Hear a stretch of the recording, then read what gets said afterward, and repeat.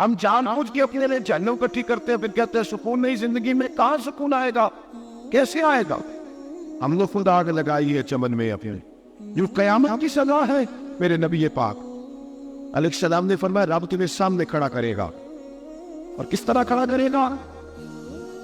فرمایا لوگوں کے وجود سے کپڑے اتر جائیں گے، زمین اس طرح دہکے گی جس طرح تانبا زمین پہ رکھا جائے اور آگ جلائی جائے. تانبا دیکھا ہم لوگوں نے؟ یہ بھی گرمی گزری ہے نا. تو فرش پر جب سورج پڑتا تھا تو ننگے پاؤں چلا نہیں جاتا تھا. صحیح کہہ رہا ہوں؟ ننگے پاؤں، بچے کا پیر زمین پہ لگتا تو چیخ اٹھتے، کہتے وہ جل گیا پیر. حالانکہ یہ فرش دنیا کے، اور اگر تانبے کے اندر خاصیت ہے کہ اگر کوئی دھات جلدی اور زیادہ گرم ہوتی ہے تو وہ تانبا ہے. میرے نبی نے مثال دی تو اس کی دی جو سخت تھا. فرمایا تانبے کی طرح زمین تپائی جائے گی اور پھر ننگے پاؤں رب تمہیں کھڑا کرے گا. آج سورج کی پشت تمہاری جانب ہے، قیامت میں منہ تمہاری جانب ہوگا. نیزہ آپ نے دیکھا ہوگا، نیزہ ہوتا تھا. فرمایا یہ جو تم نیزے دیکھتے ہو صرف 1.25 نیزے کے برابر سورج قریب آ جائے اور پھر اللہ تمہیں سامنے کھڑا کر کے تم سے سوال جواب کرے. اور حضور نے کہہ دیا ہے تو اب کسی نعت خواہ کے کہنے سے بات بدل سکتی، کسی پیر کے کہنے سے جملہ بدل سکتا، کسی خطیب کے کہنے سے فکر نہ کرنا، میرے سامنے جنت پڑی ہے. اب بات بدل سکتی. خدا کی رحمت پر بھروسہ رکھنا ضروری ہے، نبی پاک کی شفاعت کی امید رکھنا.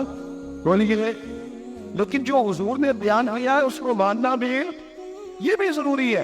میرے نبی پاک نے فرمایا اللہ تم سے حساب لے گا اور اللہ پوچھے گا، تم نے جواب دینا ہے. حضور کس کس شے کا؟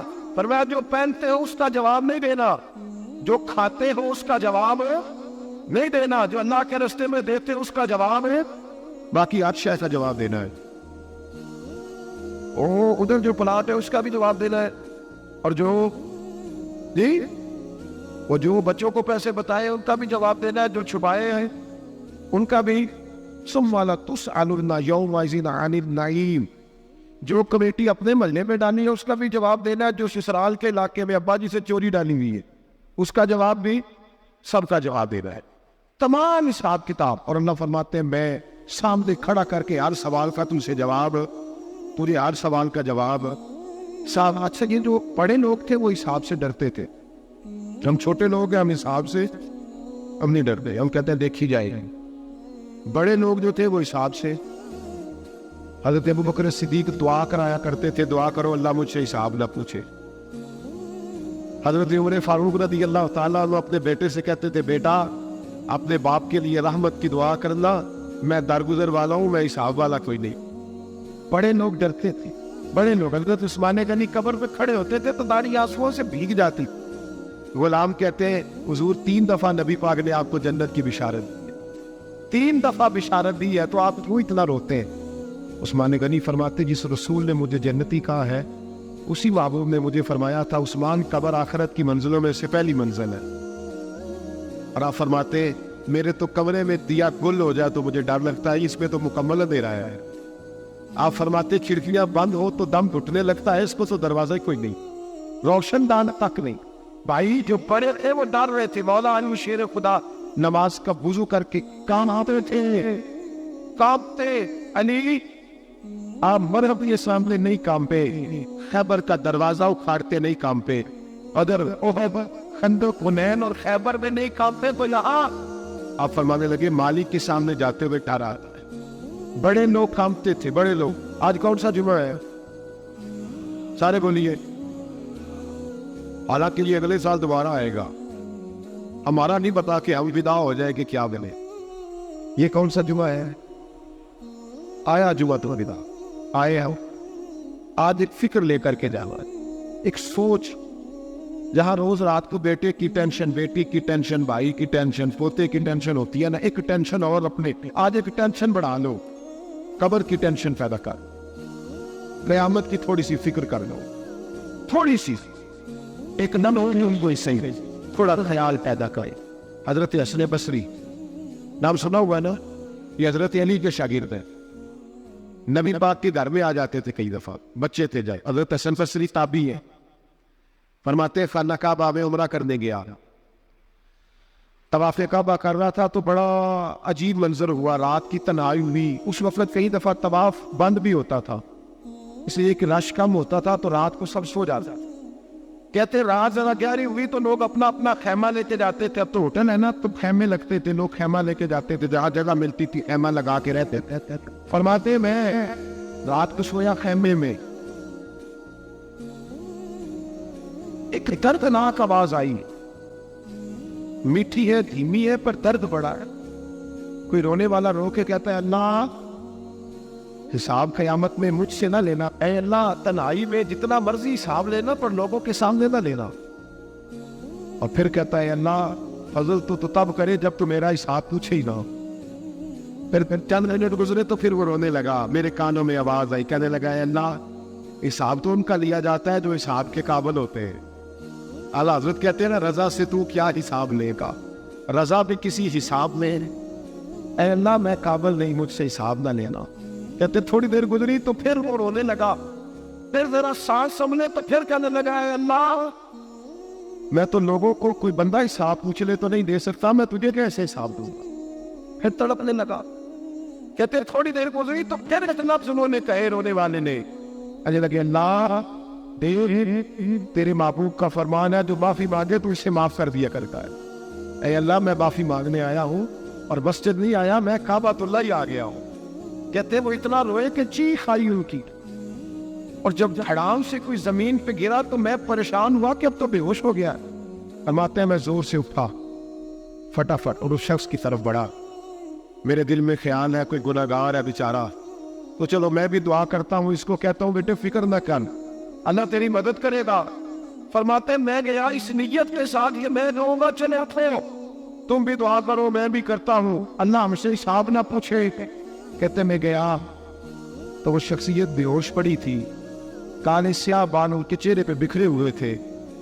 کہتے لوگوں جب میں نے زلفیں ہٹائی چہرے سے تو میرا وجود کانپنے لگا آسمان ٹوٹ پڑے گا، زمین پھٹ جائے گی، ستارے بکھر جائیں گے، آج رہ جائیں گے سمندر. فرماتے ہیں میری چیخیں نکل گئی. یہ کوئی گناہگار تو نہیں، یہ تو حضرت فاطمہ کے پوتے امام زین العابدین ہے، یہ تو امام حسین کا وہ بیٹا ہے جو کربلا میں تنہا بچے. فرماتے میں امام کا چہرہ دیکھا تو بھاگ کے آیا اور میں نے اپنی داڑھی ان کے پیروں کے ساتھ مس کی اور میں نے کہا حضور اٹھیے. امام اٹھے تو میں نے کہا شہزادے تیرے تو اشارے سے اللہ کئی گناہگاروں کو بخشے گا، تیری تو دعا سے اللہ بخشے گا، یہ کیا کر رہے ہو؟ امام زین العابدین کہنے لگے حسن بصری ادھر آ یار، ادھر آؤ بزرگو، میرے دادا کے پاس رہنے والے ہو، میں نے نا آج ہی سنا ہے کہ اس کا عذاب بڑا سخت ہے، آؤ میرے لیے دعا کرو، اللہ پاک مجھ سے حساب نہ پوچھے. کہا حضور نہ کریں. اب فرمانے لگے تجھے نہیں پتا کچھ چیزیں ایسی ہیں کہ رب نے اگر حساب پوچھا تو میں واقعی جواب نہیں دے پاؤں گا، چل کر میرے لیے دعا. کہتے میں نے ہاتھ باندھے حضور میں نہیں کرتا، اٹھا کہ فرماتے میں نے ہاتھ اٹھائے، میں نے کہا اے اللہ تیرے رسول کا شہزادہ ہے، یہ تیرے رسول کا شہزادہ ہے، یہ کہہ رہا ہے تو فضل کر. اور بھائی جو بڑے تھے وہ تو تڑپتے تھے، سسکتے تھے. بولی ہندی کہتے خانہ کعبہ میں پتھر پہ سر رگڑ رگڑ کے کوئی بوڑھا کہہ رہا تھا اے اللہ اول تو حساب نہ لینا اور اگر لینا تو مجھے اندھا کر کے اٹھانا، میں تیرے نیک بندوں کے سامنے شرمندہ نہیں. اقبال رو پڑے. اقبال کچھ لوگوں نے لکھا ہے یہ آخری ربائی ہے ڈاکٹر اقبال کی، آخری. اس کے بعد شاید اس نے کلام کچھ سیرت نگاروں کا خیال ہے. اقبال مدینے کی طرف منہ کر کے کہنے لگے تو غنی ازہر دو عالم من فقیر، اللہ تو غنی ہے میں تو فقیر ہوں، روز محشر عذر آئے من پذیر. اے اللہ اول تو میرا کوئی عذر قبول کر لینا محشر کے دن، اور اگر نہ کرنا ہوا اگر تمہیں بینن حساب ناگزیر، اگر ضروری میرا حساب لینا ہے اے اللہ تو نے ضرور لینا ہے، اے اللہ اگر ضروری لینا حساب اول تو میرا عذر مان لینا، میری کمزوری پہ رحم کرنا، اے اللہ میرے بڑھاپے پر میری کمزوری پر رحم کرنا، اگر ضرور حساب لینا ہے از نگاہ مصطفیٰ پناہ بغیر تو اے اللہ ذرا حضور کی نگاہوں سے عدل کر کے لیا. اے اللہ مجھے شرم آئے گی، میرے مصطفیٰ کریم فرمائیں گے میں تو تجھے ہر بات سمجھا کے آیا، ایک جگہ تیری رہنمائی کر کے آیا، کیسے عمل کرنا، ذرا کوشش کرتے از نگاہ مصطفیٰ انہا بغیر ذرا غفور کی آپ پیشے میں جانب سائد میں کر چلے نا، میں برداشت نہیں کر پاؤں گا۔ حضرت بھوانی ایتی کہتے ہیں بابے نے سر رکھا ہوا ہے اور کہتے ہیں اللہ مجھے اندھا کر کے اٹھانا، فرماتے میں گیا، میں نے کہا چلو میں دعا کرتا ہوں جا کے، فرماتے جب میں نے جا کے بزرگوں کی کمر پہ ہاتھ رکھا، ان کا چہرہ دیکھا تو یہ کوئی گناہگار تو نہیں، یہ تو بغداد کے پیر عبد القادر جیلانی ہے، یہ تو محبوب سبحانی غوث سمدانی ہے، یہ تو وہ شخص ہے جو قدم لگائے تو اللہ ولایت عطا کرتا ہے۔ جو بڑے تھے وہ ڈر رہے تھے، معین الملت والدین عطائے رسول ہند الولی غریب نواز حضرت خواجہ معین الدین اجمیری رحمت اللہ علیہ، خواجہ قطب الدین بختیار کاکی کو تنہائی میں بلا کے کہنے لگے معین الدین سید زادہ ہے، معین الدین حضور کے خاندان میں پیدا ہوا ہے، معین الدین سے اس کے پیر کو بڑی امیدیں تھیں، معین الدین کو رسول پاک نے ہندوستان بھیجا تھا، پر قطب الدین یار معین الدین تبلیغ کا حق نہیں ادا کر سکا۔ حضرت خواجہ قطب الدین کہنے لگے حضور 90 لاکھ تو مسلمان کر دیے، اور کیا حق تھا؟ فرمایا نہیں، جب تو تہجد کی نماز پڑھے نا بیٹا اپنے لیے دعا مانگنا، خدا سے کہنا مولا میرے پیر کی کوتاہیاں معاف کر، وہ جس اعزاز کا تھا وہ کام نہیں کر سکتے، جو بڑے تھے ان کی تو باتیں بڑی تھی، یہ جو ہم چھوٹے آئے ہیں نا نئے، ٹکٹیں دیتے پھرتے، ٹکٹیں، بے نمازی جاہل ان پڑھ پی ٹکٹیں بانٹتا ہے لوگوں کو، تو بھی بخشا ہے تو بھی بخشا ہے، وہ 90 لاکھ لوگوں کو رائے حق پر لگا کے بھی کہتے تھے نہیں حق تو یہ ہے کہ حق ادا نہ ہوا، حق تو یہ ہے کہ حق کوئی شاہی پنے نہیں، ڈٹا ہوا کھڑا ہے مسلمان، ڈٹا ہوا۔ یہ صاحب سنے، کسی نے حضرت ابو ہریرہ سے کہا کہ کوئی ایسی حدیث سناؤ جو آپ کو بھی بڑی محبوب ہو۔ حضرت ابو ہریرہ نے چیخ ماری، رونے لگے اور بے ہوش ہو گئے، پھر ہلایا، پانی پلایا، اٹھے، کہا حضور بات کی تھی، حدیث سنائے، پھر رونے لگے۔ ہمیں تو نہیں نہ رونا آتا، ہمیں تو تب آتا ہے جب بیٹا بات نہ مانے، ہمیں تو تب آتا ہے جب کاروبار میں نقصان ہو جائے، ہمیں تو تب رونا آتا ہے جب ہمارا کوئی دوست ہمارے بارے میں غلط بات کر دے، بے عزتی دنیا کی ہو جائے۔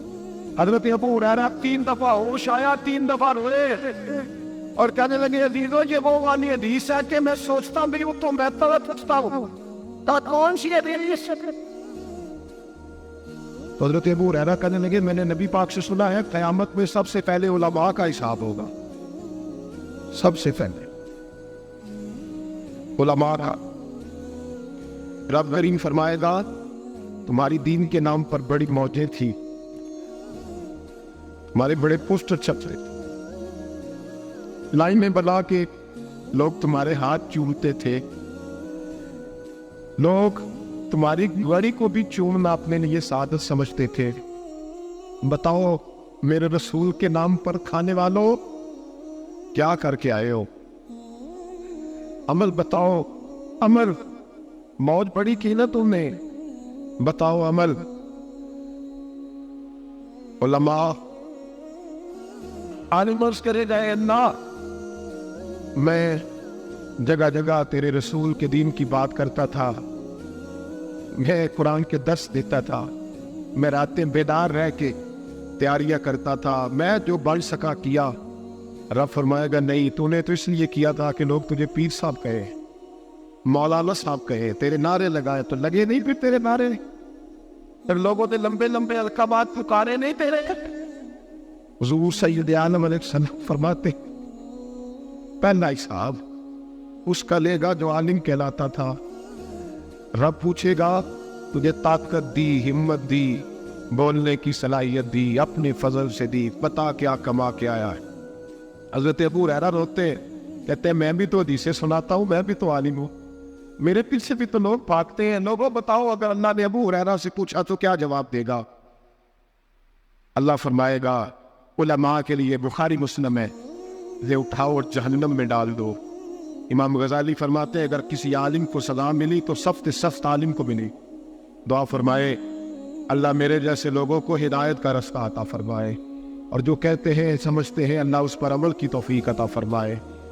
فرمایا حضرت ابو ہریرہ نے دوسرے نمبر پر سخی اللہ کی بارگاہ میں کھڑا کیا، مالدار۔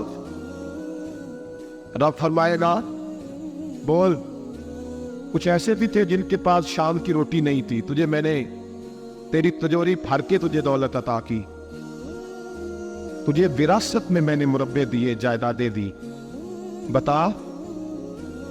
وہ کچھ وہ تھے سویرے مزدوری کرنے جاتے تھے، کما کے لاتے، ہزاروں روپیہ تیرے بینک میں پڑا تھا، بتا کیا کیا تو نے؟ اے اللہ میں نے مسجد میں دیے، مدرسے میں دیے، 30 دن افطاریاں پکاتا رہا۔ اللہ فرمائے گا تو جھوٹ بولتا ہے، تو سارا کچھ اس لیے کرتا تھا کہ لوگ تجھے سخی کہے۔ ہاں ہاں تیرا اعلان ہوا مسجد میں، لوگوں نے کہا وہ دیکھو کتنے پیسے دے رہا ہے، اس کا وہ دیکھو نام لکھا ہوا ہے اسپتال کے ایک کونے پہ کہ یہ والا بلاک فلاں سیٹھ صاحب نے بنائے، یہ دیکھو لکھا ہوا ہے کہ یہ کمرہ مدرسے کا اس نے بنایا، تو لکھ دیا گیا، نعرے نہ دے، اب جا دوڑ جا، اللہ جہنم میں پھینک دے گا۔ فرمایا پھر شہید کھڑا کیا جائے، ہاں بھائی تجھے طاقت دی، ہمت دی، بتا کہاں خرچ، کہاں؟ اے اللہ شہید ہی ہو گیا۔ فرمایا وہ تو اس لیے ہوا تھا کہ لوگ تجھے شہید کہیں، بہادر کہیں، تیرے نام پہ روڈ کا نام رکھا جائے، تمغہ حسن کارکردگی ملے، سو مل گیا، میرے لیے بتا کیا کر کے آیا ہے میرے لیے، اسے اٹھاؤ اور جہنم میں پھینک دو۔ بھائیو عذاب کڑا ہے، عذاب سخت ہے، حساب سخت ہے، اور جو حساب لینے والا ہے اس کو، میں نا تراویح ہو رہی تھی تو قاری صاحب نے ایک سورہ یاسین شروع کی، وَامْتَازُوا الْيَوْمَ أَيُّهَا الْمُجْرِمُونَ۔ اللہ فرماتا ہے قیامت میں میں کہوں گا مجرم جو ہے نا وہ صفوں سے باہر آ رہا، صفوں سے باہر آ رہا۔ ایک ہمارے فزکس کے ٹیچر ہوتے تھے تو بڑی سخت چھڑی مارتے تھے، تو جب وہ قد بھی بڑا تھا، جلال بھی بڑا تھا، اور اس وقت بڑے اچھے انسان تھے لیکن سخت تھے، تو مجھے یاد آتا تھا کہ جب وہ سویرے آ کے کہتے جس نے کام نہیں لکھا وہ باہر نکل آئے۔ 2 قسم کی چوٹ لگتی تھی، ایک تو خیال یہ آتا تھا کہ شرمندگی بڑی ہوگی کہ سارے سٹوڈنٹ بیٹھے ہیں اور 2 3 4 ان کو کہا وہاں مرغے بن جاؤ، بڑی شرم آتی۔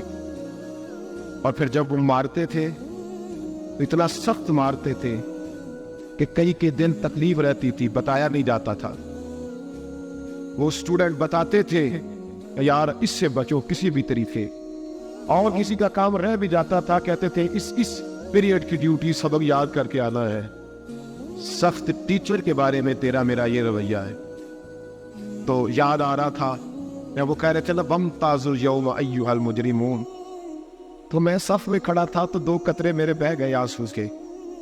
مجھے ساتھ بچہ کہنے لگا طبیعت ٹھیک ہے، میں نے کہا طبیعت تو ٹھیک ہے، کچھ یاد آ گیا ہے کہ میدان محشر میں یہاں تو چھپے ہوئے ہیں نا، چھپے ہوئے، اور بھائی رب بڑا قریب ہے، عیبوں کے باوجود نوازتا ہے۔ میرا دعویٰ یہ ہے اگر ہمارے عیب کھل جائیں، لوگ ہمیں دھرتی پہ جینے نہ دیں، لوگ جینے نہ دیں، نکال دیں، اپنے بھی ہمیں برداشت نہ کرے، یہ تو اس کا کرم ہے۔ پتہ سارا ہے سردارا کیتیاں دا، پردہ چپایا ہی تیرا پلا اسی۔ وَامْتَازُوا الْيَوْمَ أَيُّهَا الْمُجْرِمُونَ، اللہ فرمائے گا مجرم باہر آتا، یا اللہ کیا ہوگا؟ جب سوال جواب ہوں گے تو رب فرماتا ہے تیری زبان پہ مور لگا کے بند کر دوں گا، تیرے ہاتھ بولیں گے، پیر بولیں گے، سر بولے گا، پیٹ بولے گا۔ اس وقت کی فکر پیدا کرے، ٹینشن پیدا کرے، وقوع قیامت حق ہے۔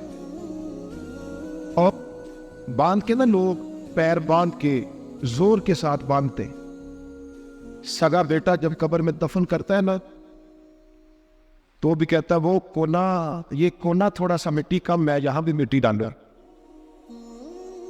پہلے لوگ روزانہ جاتے ہیں، پھر ہفتے کے بعد، پھر مہینوں بیت جاتے ہیں۔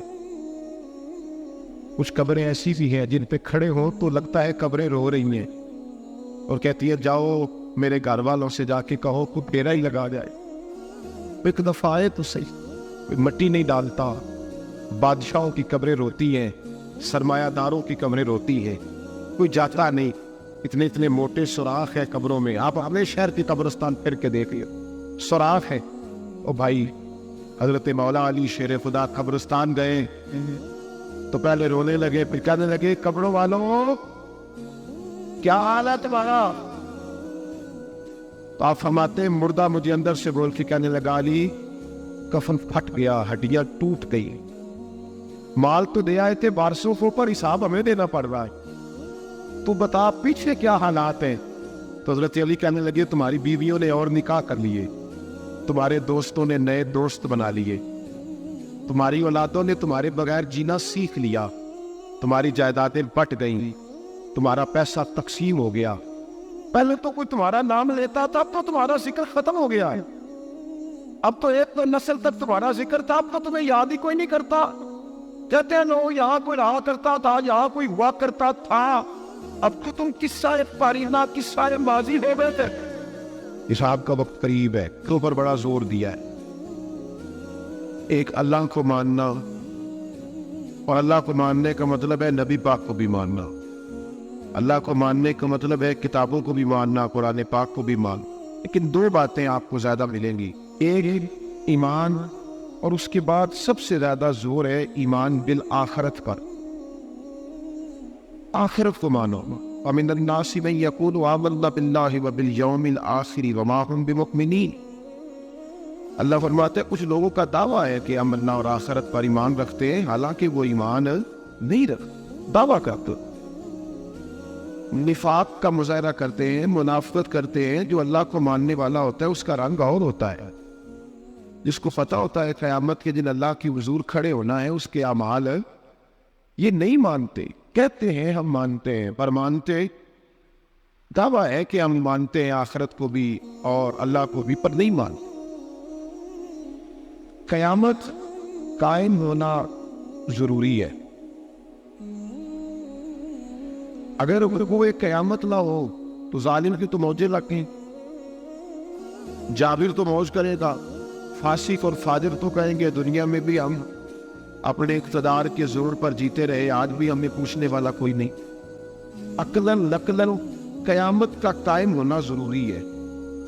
قیامت قائم ہوگی تو مظلوم کو اس کے ظلم پر داد رسی کی جائے گی اور ظالم کو سزا ملے گی. ایک آدمی ساری زندگی دنیا کے اندر لوٹ مار کرتا رہا، دھوکہ فریب فراڈ کرتا رہا، اس کی راتیں شراب و کباب میں گزر گئی، وہ مرے اور بات ختم ہو گئی.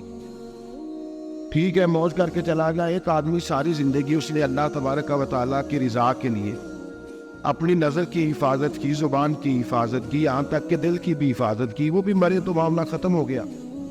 اس طرح تو پھر سرکش کا کچھ بنے گا ہی نہیں. نظام زندگی ساری اس کی سوچ ختم ہو کے رہ جائے کہ اگر قیامت قائم نہیں ہو. قیامت کا قائم ہونا حق ہے.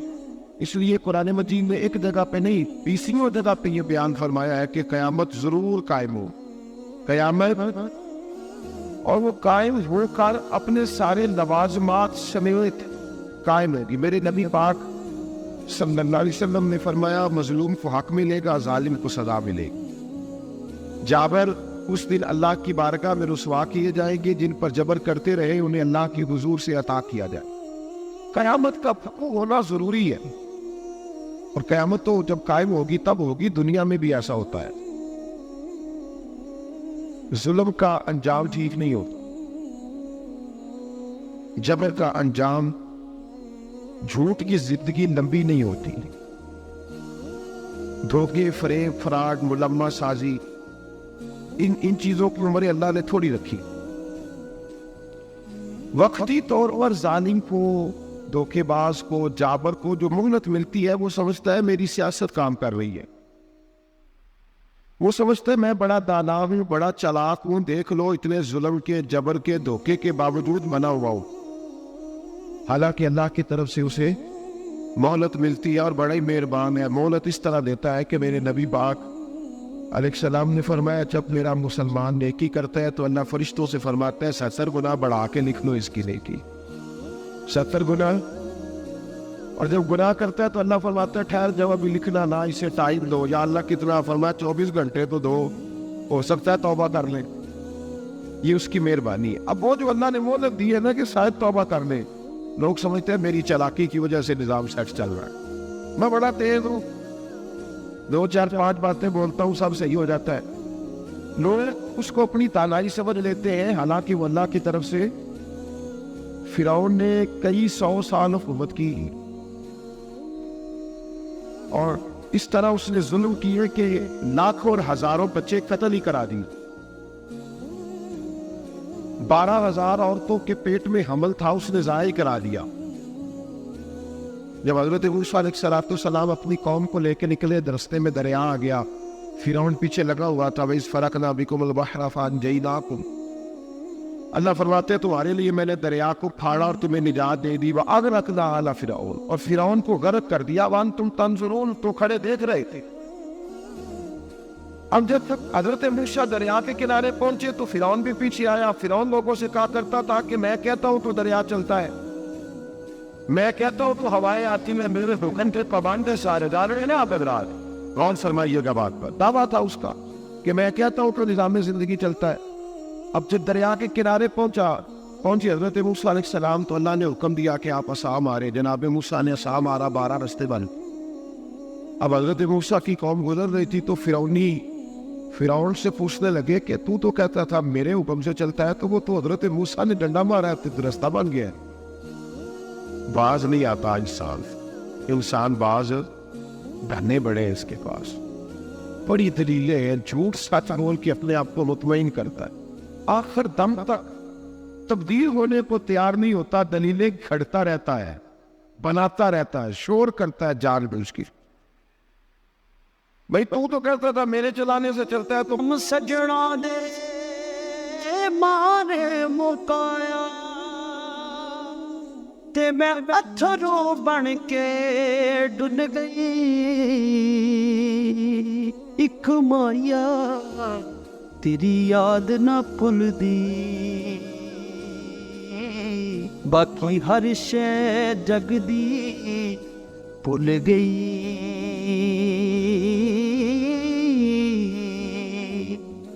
رونا باز ابھی بھی نہیں آیا. کہنے لگا میں نے ہی حکم دیا ہے کہ ذرا پھٹ جا, مجھے یہ زندہ چاہیے. باز رسی جل گئی, بال کہنے لگا میں نے ہی کہا ہے دریا کو کہ یہ مجھے زندہ چاہیے, میرے بھاگے ہوئے ہیں تو اس لیے پھٹا ہے. تو آؤ میرے ساتھ دریا کراس کرے. تو پتا تو ان کو بھی تھا نا اتنا تو رب بنا ہوا ہے, پتا تو تھا, سارے جانتے تھے. کہنے لگے تو پہلے کراس کر, اگر تو بچ گیا تو ہم بھی پیچھے آتے ہیں. اب چاروں ناچار. ایک روایت تو یہ ہے کہ یہ جب خدائی کا دعویٰ کرتا تھا نا, تخت پہ بیٹھا ہوتا تھا, تو ایک دن حضرت جبریل آئے اس کے پاس انسانی شکل. تو کہنے لگے میں بڑی دور سے آیا ہوں تو ایک مسئلہ پوچھنا تھا. کہا پوچھو. کہنے لگے ایک غلام تھا کسی بادشاہ کا, تو بادشاہ نے اسے تھوڑی دیر کے لیے ایک علاقے کی سربراہی دے دی. کتنی دیر کے لیے ہمیں سربراہیاں ملتی ہے؟ کیوں جی, تھوڑی دیر کے لیے ملتی ہے نا. تھوڑی دیر کے لیے سربراہی دے دی ایک غلام کو. ذرا بات کو سمجھیے. حضرت جبریل پوچھتے ہیں, کہتے ہیں سربراہی مل گئی. اب وہ مالک ہی بن کے بیٹھ گیا ہے, وہ بات ہی سنتا. اس کو تھوڑی دیر کے لیے بنایا تھا, وہ تو خدائی کا دعویٰ کرنے لگا ہے. آپ بتائیں اس کا انجام کیا ہونا چاہیے, یہ مسئلہ پوچھنے آیا ہوں. تو فرعون کہنے لگا اس کا انجام یہ ہے کہ اسے پانی میں غوطے دے دے کے مار دے. انجام کیا ہے؟ بولیے کیا انجام ہے؟ کیا انجام ہے جی؟ پانی میں. اللہ اکبر, اپنی سزا تجویز کر رہا ہے. اس کی سزا کی اسے پانی میں غوطے دے دے کے مارو ظالم کو. اسے تھوڑی دیر کے لیے بنایا تھا اور وہ چھائی گیا ہے, قبضہ ہی کر گیا ہے. حضرت جبریل کہنے لگے جی آپ لکھ کے دے دیں گے؟ کہنے لگا لاؤ لکھ دیتے ہیں. لکھوا لیا. جناب جبریل رکا لے کے تشریف لے گئے. اب جب فرعون دریا میں آیا نا تو اللہ نے حکم دیا مل جا. جب دریا ملا چیخنے لگا تو حضرت جبریل آئے, کہنے لگے تیرا ہی فتویٰ ہے, یہ تیری سزا ہی ہے نا, ہم بھی بڑی سزائیں تجویز کرتے ہیں. یہ جھوٹا ہے جی, اس کا تو فلانا علاج ہونا چاہیے, تو اگر تو جھوٹ بولے تو یہ فلانا بڑا چاول ہے جی, اس کے ساتھ اس طرح ہونا چاہیے, تو اگر تو یہ کام کرے تو جو سزا تو دینے کے لیے تجویز کر رہا ہے تو اپنے بارے میں بھی سوچ. اب جب غوطے آئے نا آخری وقت دیکھا وہ فرعون جو کہتا تھا میری مرضی سے دریا چلتا ہے. علامہ صابی نے تفسیر صابی میں لکھا ہے تڑپ کے رونے لگا. جب یہ مزاج ہے ایک دفعہ اوپر آتا ہے آدمی جب دریا میں جاتا ہے, اوپر آیا تو چیخنے او میرے حواری ہو خدا کا واسطہ مجھے بچاؤ. کہنے لگے تو کہتا تھا میری مرضی سے چلتا ہے. بے بسی ہے, تڑپتا ہے, روتا ہے, وارث شاہ مان کری نہ وارثہ دا, رب بے وارثہ کر کے ماردا ہی. تڑپ رہا ہے, چلا رہا ہے, کوئی مدد کو نہیں پہنچتا. اب جب آخری ہوتا آیا تو کہنے لگا آمنا میں رب موسیٰ و ہارون, میں موسیٰ کے رب کو بھی مان گیا, ہارون کے رب کو بھی. اللہ نے فرمایا نہیں اب تیرا ماننا قابل قبول ہے. اس وقت ماننا تھا جب تجھے مہلت دی تھی, جب تو جوان تھا. بڑھاپا آتا ہے, بیماری آتی ہے, جوان آدمی بیماری کا شکار ہوتا ہے تو کہتا ہے یا اللہ ایک دفعہ صحیح کر دے میں ساری پڑھا کروں گا, ایک دفعہ ٹھیک کر دے میں مسجد میں رہوں گا, میں اگلے سال اعتکاف بھی کروں گا, میں ساری تراویحاں پڑھوں گا. تو اس وقت پڑھنی تھی جب تجھے مہلت دی تھی, اس وقت پڑھنا تھا جب اللہ نے تجھے آسانی دی, زندگی دی. ادھر یہ حال ایک کا نہیں ہوا. نمرود کو دیکھ لیں, حضرت ابراہیم علیہ السلام کو کہتا تھا میں رب ہوں. آپ نے فرمایا رب تو وہ ہے جو زندہ کرتا اور مارتا ہے.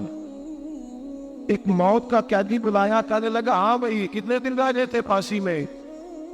کہنے لگا جی پرسوں ہونی تھی. کہا جا تجھے آزاد کیا, لو میں بھی زندگی دیتا ہوں. ایک بے گناہ آدمی کو پکڑ کے قتل کر دیا, کہتا میں بھی مارتا ہوں.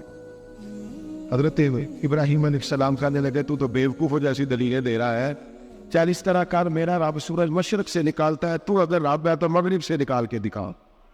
اب دلیل کا جواب کوئی نہیں تھا تو کہنے لگا پکڑو اور آگ میں ڈال دو. اللہ کے نبی کو آگ میں ڈالنے والا. یہاں ایک مچھر بیٹھا ہے, 400 سال حکومت کی اور خدائی کا دعویٰ کیا.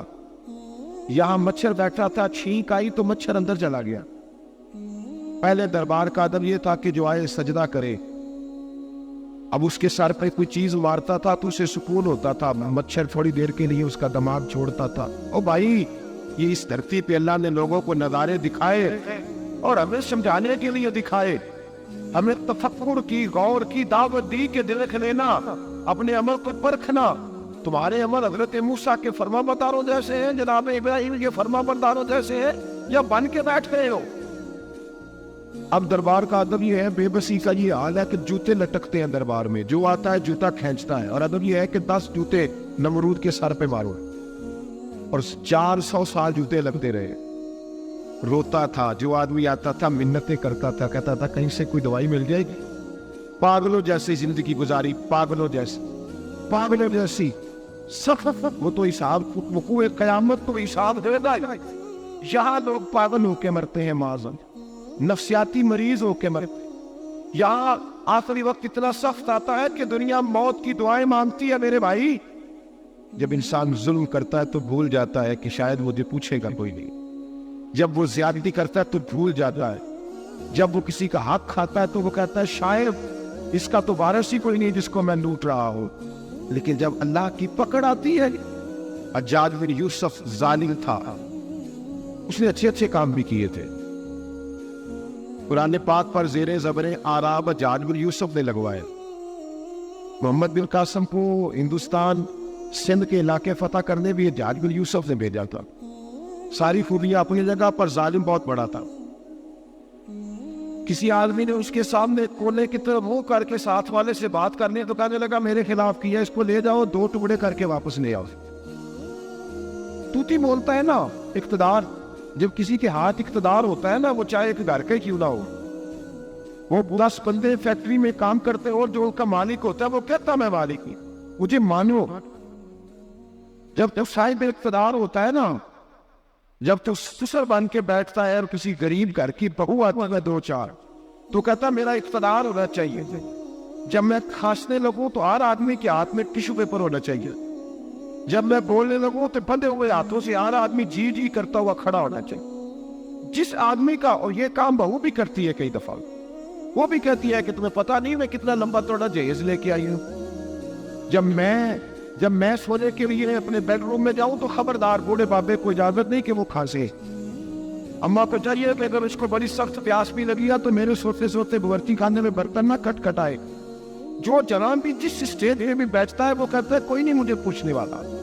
میں بچے کو حیران ہوں، جوان بوڑھوں کا مذاق اڑاتے ہیں، سمجھتے ہیں شاید کبھی بوڑھے نہیں ہوئے، مذاق اڑاتے ہیں۔ تندرست لوگ بیماروں کا مذاق اڑاتے ہیں، شاید کبھی بیمار نہیں ہوئے۔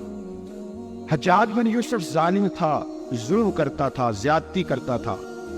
حضرت سعید بن جبیر ایک تابعی بزرگ تھے، اتنے بڑے بزرگ تھے کہ ساری رات نماز پڑھتے تھے، سارا سال روزہ۔ ایک دن انہوں نے منبر پہ بیٹھ کے کہا کہ حجاج ظلم سے باز آ جائے ورنہ اللہ کی لاٹھی بڑی بے آواز ہے۔ اللہ کی لاٹھی، اس کا کیا مطلب ہوتا ہے؟ اس کا مطلب ہے جب رب کی لاٹھی چلتی ہے تو اس کی آواز، جی اس کا پہلے کوئی پیغام، وہ پہلے اعلان نہیں کرتا کہ تگڑے ہو جاؤ لاٹھی چلنے لگی ہے، لاٹھی چلتی ہے پر اس کی آواز سمجھ آ رہی بات کی۔ یہ شخص جب دنیا سے گیا ہے تو ڈٹ کے گیا ہے، یہ ڈٹ کے گیا ہے دنیا سے۔ حجاج بن یوسف رات کو سویا تو تڑپ کے اٹھا، کیا ہوا؟ گھر والے کہنے لگے کیا ہوا؟ کہنے لگے سعید بن جبیر خواب میں آیا اور کہتے ہیں اٹھ مجھے بتا تو نے مجھے کیوں قتل کیا، بتا بتا کیوں مارا۔ اگلی رات پھر سویا تو وہی خواب، پھر سویا تو وہی۔ گناہ نفسیاتی مریض بنا دیتا ہے، ظلم تجھے مخبوط الحواس کر دیتا ہے۔ جب تو زیادتی کرتا ہے تو اللہ فرماتے ہیں کہ میں، تو اللہ کو بولتا ہے، اللہ تجھے اپنا بلا دیتا ہے، پھر تو بھول جاتا ہے، پھر تو سیدھے رستے پہ چلتا ہے پر بھٹک جاتا ہے، پھر تو صحیح رستوں کا تعین کر کے بھی گمراہ ہوتا ہے، پھر تو روز وہی گاڑی چلاتا ہے پر اب جب تو بریک لگاتا ہے تو نہیں لگتی۔ جب گناہ کے ساتھ تو مصیبت لباس ہوتا ہے تو روز وہ کاروبار کرتا ہے، لیکن جب بڑے گناہ تجھے گھیر لیتے ہیں پھر اسی کاروبار میں تو نقصان اٹھاتا ہے۔ حجاج بن یوسف تڑپتا ہے، روتا ہے، یہاں تک کہ بیمار ہو گیا، پیٹ میں درد ہوتی ہے، پتہ نہیں کیا ہوا، تکلیف ہوتی ہے، پتہ نہیں۔ سارے حکیم، طبیب، ڈاکٹر، کوئی نہ سمجھ سکا کہ بیماری کیا ہے۔ جو بیماریاں خدائی ہوتی ہیں ان کا لوگوں کو پتا، جو آزمائشیں رب کی جانب سے ہوتی ہیں وہ ڈاکٹروں کے ہتھے نہیں چڑھتی، جو تکلیفیں اللہ دیتا ہے ان کا حکیم طبیب علاج نہیں کر پاتے، مشکل، اور شفا اسی وقت ہوتی ہے جب اللہ دینا چاہے، اور جب رب بھی دینا نہ چاہے تو بڑے بڑے ڈاکٹر کہتے ہیں کہ ہمارے بس کی بات نہیں رہی۔ بغداد سے حکیم آئے، پیٹ دیکھا، کہنے لگے اللہ تیرے معدے میں کوئی دقت ہے، نہ تیرے جگر میں، نہ کسی اور جگہ، ماجرا کیا ہے؟ ایک آخری علاج ہے، آخری، وہ کیا؟ گوشت کا چھوٹا سا ٹکڑا دھاگے کے ساتھ باندھ کے منہ میں ڈالا اور پھر ایک باریک سا تلکا لے کے اس کو اندر ڈالنے لگے گلے میں۔ وہ گوشت کا ٹکڑا جب حلق کے اندر اتر گیا، اس حکیم نے واپس کھینچا تو کیسے ایسی بدبو آئی جیسی کبھی سوگی نہ تھی۔ جانور، کیڑے مکوڑے لگے ہوئے باہر نکلے، اور جب دیکھا تو جتنے محل میں لوگ بیٹھے تھے چلاتے ہوئے نکل گئے کہ یہ کیا مصیبتیں ہیں۔ حکیم بھی اٹھ کے دوڑنے لگا، کہا تجھے کیا ہوا؟ کہنے لگے حجاج تیری بیماری زمینی نہیں، تیری مصیبت زمینی نہیں۔ کہا میری مرض تک تو کیوں نہیں پہنچ پا رہے؟ تو کہنے لگے لگتا ہے تو بد دعا کا مریض ہے، لگتا ہے تو ظلم کا مریض ہے، تو جبر کا مریض ہے۔ تڑپتا رہا، سسکتا رہا۔ ایک وقت وہ بھی آیا کہ گھر والوں نے کمرے میں بند کر کے تالا لگا دیا، دیوار سے ٹکرے مارتا۔ او بھائی، جو گناہوں کے بیمار ہوتے ہیں انہیں شفا نہیں ہوتی، جو ظلم، جبر، بربریت کے بیمار ہوتے ہیں انہیں سکون قلبی میسر نہیں آتا۔ دوائیاں ان بیماریوں کی بنی ہوئی ہیں جو بیماریاں زمینی ہیں، جو بیماریاں خوراک کی بد پرہیزی سے ہوتی ہے، جو تناؤ کی بد پرہیزی سے ہوتی ہے، ان کی بیماریاں، ان کی شفا پیدا ہے، ان کی شفا رجوع اللہ ہے، ان کی توبہ، اللہ سے معافی مانگنے سے شفا ہوتی ہے۔ حجاج جب مرنے لگا تو بلایا، یہ رنگ بھی ذرا ملاحظہ کیجیے گا، 2-4 قریبیوں کو بلایا، پتا ہوتا ہے نا اپنے کرتوتوں کا آدمی کوئی، پتا سارا ہے سردار وہ کیتی ہے، سے پتا ہوتا ہے سارا۔ بلا کے کہنے لگا جب میں مر جاؤں تو مجھے رات کو دفن کر لو۔ کیوں وہی عورت ہے؟ کہنے لگا نہیں رات کو دفنانا۔ ٹھیک ہے رات کو دفنا دیں گے۔ پھر کہنے لگا جب صبح ہو جائے تو صبح ہونے سے پہلے میری قبر زمین کے برابر کر دینا، نشان مٹا دینا۔ کا وجہ تو کلمہ پڑھتا ہے، حضور کا حکم ہے کہ قبر کم از کم 1 بالش 1 فٹ اونچی ہونی چاہیے زمین سے، کم از کم تو تیری قبر میں کہاں دے وجہ پتا ہوتا ہے اپنے ظلموں کا. کہنے لگا مجھے پتا ہے لوگ میرے مرنے کے بعد میری قبر بھی نہیں چھوڑیں. دنیا میں تو میرے جبر کی وجہ سے کوئی آ نہ سکا, لیکن میری قبر بھی لوگ جنازوں میں باتیں شروع کر دیتے. جنازوں میں نے ایسی بھی داستانیں سنی ہے کہ کوئی مرا تو لوگ جوتوں کا ہار قبر پہ ڈال آئے. نہیں جب زندہ تھا تو تیرے جبر ظلم کی وجہ سے نہیں کو بول سکا. ایک تو ہے قیامت میں حساب ہوگا, یہاں دنیا میں حساب ہونے لگتا ہے. اتنی لمبی زبانیں لوگوں کی لٹک کر مرتے وقت باہر نکل آتی ہے. دعا کریں, جمعہ ہے, اللہ تعالیٰ ایمان کی موت عطا فرمائے. فرمائے اللہ تبارک و تعالیٰ توبہ کر کے جانے کی توفیق عطا فرمائے. جانے اور سنے اور دعا کرو, اے اللہ تو ہمیں ظلم سے ویسے ہی محفوظ فرما. اگر ہم زیادتی کرنے لگے تو اے اللہ ہمیں اس سے منع فرما. ہمیں اس سے تو یہ توفیق ملے کہ ہم آ جائیں اس گناہ سے. میرے بھائی, ایک تو دنیا میں سزا ہے, پھر قیامت کی سزا ہے, اور وہ زیادہ سخت ہے, وہ زیادہ سخت. ہم لوگوں نے نا ہیلے بہانے بڑے بنائے ہوئے ہیں. بینک کے ساتھ کاروبار کرنے والا کہتا ہے نہیں مجبوراً لیا ہے, مجبوراً. مر رہا تھا تو آخری لوگوں پہ تھا تو جائز ہے, جائز ہے. اس وقت جب تجھے کھانے کو لقمہ نہ لگے تو حرام کھانا بھی جائز ہے. کیا دقت تھی؟ کیوں اللہ رسول کے مقابلے میں کھڑا ہوا تو؟ کیوں سود کا دھندا کیا؟ کیا تکلیف تھی؟ کیا کہاں پہ الجھ گیا تھا؟ جمعۃ الوداع کے لیے تشریف لانے والے احباب خاص غور فرمائیے گا. حجاج بن یوسف کو پتا چلا کہ حضرت سعید بن جبیر نے میرے خلاف بات کی. بلا نہیں جا, کہنے لگا تو نے میرے خلاف بات کی؟ فرمانے لگے کی ہے. کہنے لگا تمہیں پتا ہے میں قتل کر دوں گا. آپ فرمانے لگے نہ تو زندگی کا مالک ہے نہ موت کا مالک ہے, تو کیسے قتل کر؟ کہنے لگا تجھے پتا ہے میرا. فرمایا میں نے تجھے نہیں, میں نے تو کئی شداد, کئی حماد, کئی قارون, کئی فرعون, کئی نمرود دیکھے, کئیوں کی داستانیں سنی. تو کون ہے؟ تو چھوٹا سا ہے. ایک جملہ ہے ملا جلال الدین رومی کا, بڑے درویش تھے, ایک بات کہہ گئے. کہنے لگے نمرود جتنے پیسے نہیں, فرعون جتنی حکومت نہیں, قارون جتنی دولت نہیں. ورنہ فرمانے لگے میرے زمانے میں بھی کئی لوگوں کا خدا بننے کو دل کرتا ہے, کئی لوگوں کا دل کرتا ہے, لیکن نمرود جتنے پیسے, فرعون جتنی طاقت اور قارون جتنی دولت نہیں. ورنہ ہو سکتا ہے لوگ دعویٰ کر جائیں معاذ اللہ ثم معاذ اللہ. یہ آج سے کئی سو سال پہلے وہ کہہ رہے, آج تو حالات بڑے ابتر ہیں, اس کی نسبت خطرناک.